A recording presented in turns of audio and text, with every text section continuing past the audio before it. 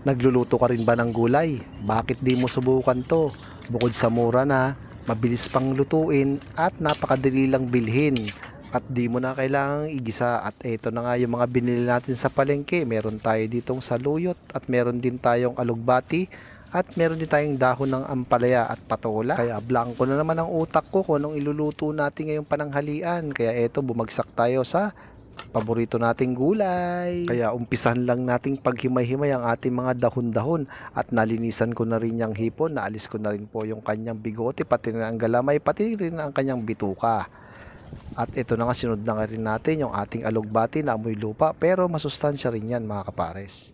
At isunod ko na rin naman yung ating saluyot. 3 dahon po ang ilalagay po natin dyan mga kapares. Meron tayong saluyot, alugbati, pati rin ang dahon ng ampalaya. At isunod na rin natin itong paborito natin na kabatiti or patola. Kaya shoutout din po sa ating masusugid na mga followers, mga nag-aabang ng luto naming mga gulay-gulay, dahil ito lang po yung kaya natin at mura na at masustansya naman po at kayang-kaya ng budget natin. At sunod namin natin yung ating luya at meron din po tayong sibuyas, yun lang po yung gagamitin natin.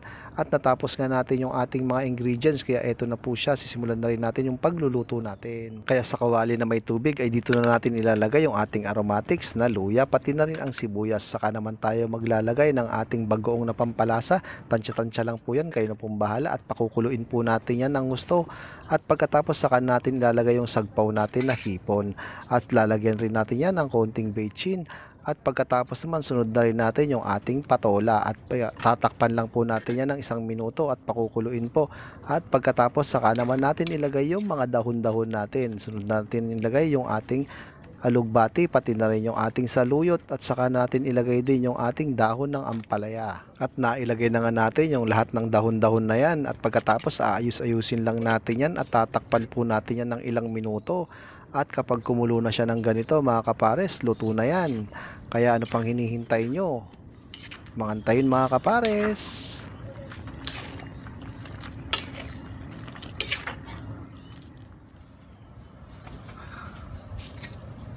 At luto na po ang ating ginulay na patola at mga berdeng dahon. Ito na po.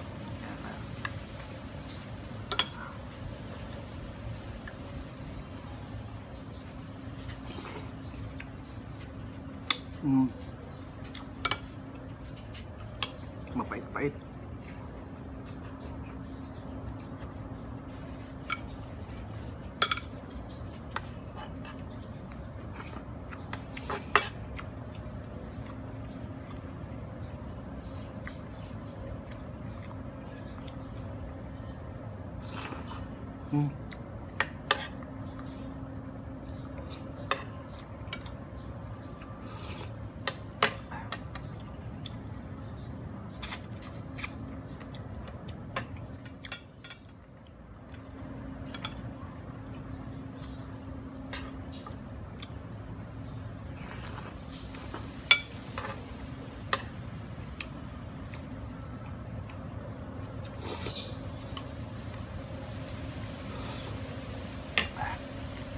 Panalo.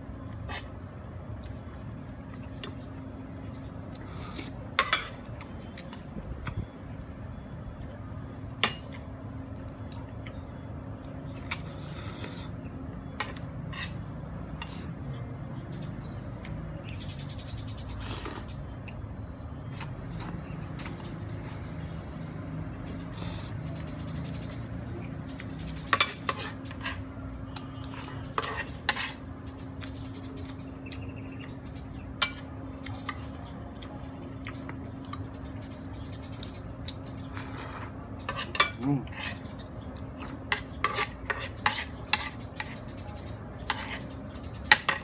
Sa muli mga pares. Sarap.